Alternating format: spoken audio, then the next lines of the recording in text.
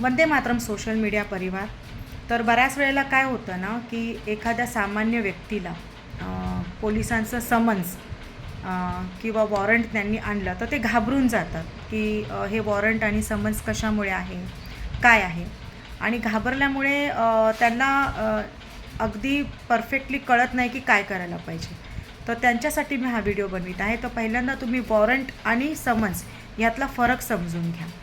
तर सर्वप्रथम आपण समन्स म्हणजे काय आहे हे समजावून घेऊया. तर समन्स जे काढलं जातं ते समन्स कोर्टाच्या मार्फत काढलं जातं एखाद्या व्यक्तीला.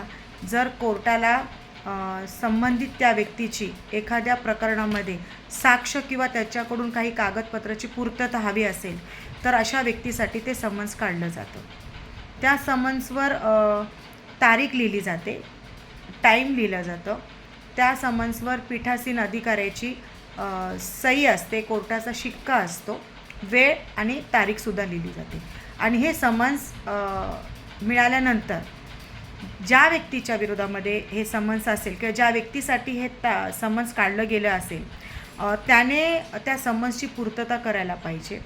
ज्यावेळेला हे समन्सची पूर्तता करत असताना ज्याच्यासाठी हे समन्स काढले त्या व्यक्तीने ही गोष्ट समजावून घेतली पाहिजे की ज्यावेळेला ते समन्सची एक प्रत तो स्वतःजवळ घेतो आणि एक प्रत हे जो समन्स जो द्यायला आलेला असतो पोलीस अधिकारी त्यांना द्यायला लागते. तर ज्यावेळेला समन्स आपण घेतो त्यावेळेला आपण जेव्हा सही करतो त्याच्यावर तर आपण सही केल्यानंतर डेट आणि टायमिंग लिहायला आपण विसरलं नाही पाहिजे.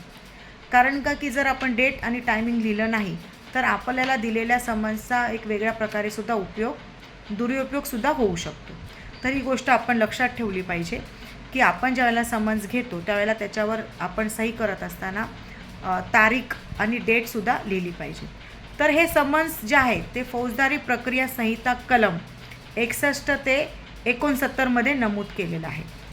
तर 61 काय सांगितलेलं आहे, कलम 61 हे सांगितलेलं आहे की हे समन्स लेखी स्वरूपात असलं पाहिजे, त्याच्या 2 प्रती असल्या पाहिजेत, त्याच्यावर पीठासीन अधिकाऱ्याची सही असली पाहिजे, कोर्टाचा शिक्का असला पाहिजे, त्याच्यावर तारीख, समन्स जे बजावण्याची तारीख आणि वेळ ही नमूद असली पाहिजे. तर तुम्हाला कधी अशा प्रकारचं समन्स आलं तर तुम्ही घाबरून न जाता तुम्हाला मागणी करण्यात आलेली तुमची साक्ष किंवा तुमच्याकडून मागणी करण्यात आलेले काही कागदपत्र संबंधित त्या गुन्ह्यासंदर्भातली तर ते तुम्ही द्या. तुमची साक्ष तुम्ही खरी द्या. तुम्ही सादर केलेले कागदपत्र कोर्टाला तीसुद्धा तुम्ही खरी आणि मान्यता प्राप्त अशीच द्या. जर तुम्ही साक्ष खोटी दिली आणि तुम्ही कागदपत्र जर तुम्ही खोटी सादर केली तर मात्र तुमच्यावर सुद्धा कारवाई होऊ शकते. तर तुम्ही एक सुज्ञ नागरिक म्हणून जर अशा प्रकारचं तुम्हाला कधी समन्स आलं तर समन्स बजावलं गेलं तर त्याला तुम्ही एक जबाबदार नागरिक म्हणून तुम्हाला मागण्यात आलेली साक्ष आणि मागण्यात आलेले कागदपत्र हे प्रामाणिकपणे खरे सादर करा. तर आता आपण पाहूया की वॉरंट म्हणजे काय. तर हे जे वॉरंट आहे हे वॉरंट म्हणजे अधिकारपत्र. तर हे अधिकारपत्र तुम्हाला न्यायालयाचे आदेश असतात. न्यायालयाचे आदेश कोणाला असतात की संबंधित त्या पोलीस स्टेशनला असतात. म्हणजे तुम्हाला समन्स हे डायरेक्ट कोर्टाच्या मार्फत येऊ शकतं, परंतु वॉरंट जे असतं ते तुम्हाला पोलीस स्टेशन संबंधित पोलीस स्टेशनच्या माध्यमातून तुम्हाला बजावलं जातं. कोर्टाच्या आदेशानुसार संबंधित वॉरंट पोलीस स्टेशनच्या नावाने असतं आणि पोलीस स्टेशन ते बजावत असतं. तर ते कोर्टाचे आदेश असतात पोलिसांना.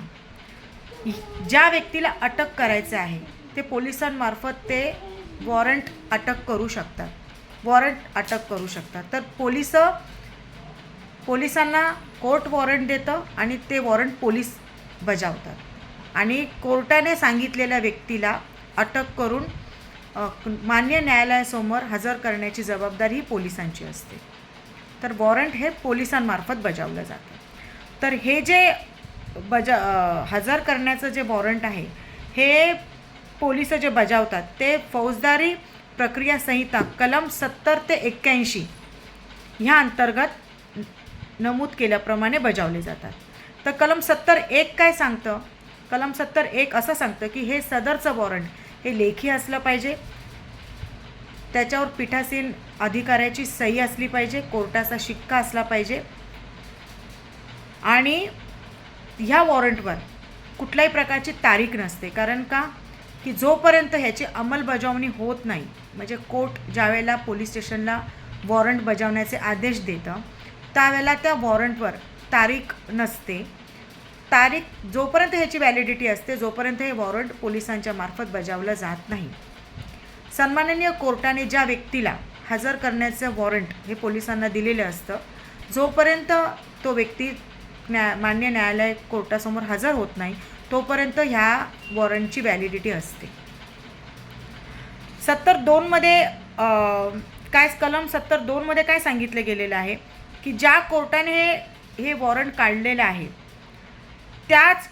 जोपर्यंत त्याच कोर्टाच्या समोर हे वॉरंट अंमलात आणलं जात नाही, मग तोपर्यंत ह्याची व्हॅलिडिटी ही कायम आहे. तर तुम्हाला समन्स आणि वॉरंट ह्यामधला फरक कळलाच असेल. जर तुमचे काही प्रश्न असतील तर तुम्ही विचारू शकता. तुम्ही कॉमेंट्स करू शकता, कॉमेंटच्या माध्यमातून प्रश्न विचारू शकता. आणि जर तुम्हाला हा व्हिडिओ आवडला असेल तर तुम्ही हा व्हिडिओ लाईक करा, जास्तीत जास्त शेअर करा. हा जनजागृतीसाठी लोकांना, सर्वसामान्य लोकांना वॉरंट आणि समन्स आल्यानंतर त्यांची त्रेधा तिरपट उडताना आम्ही पाहिलेली आहे.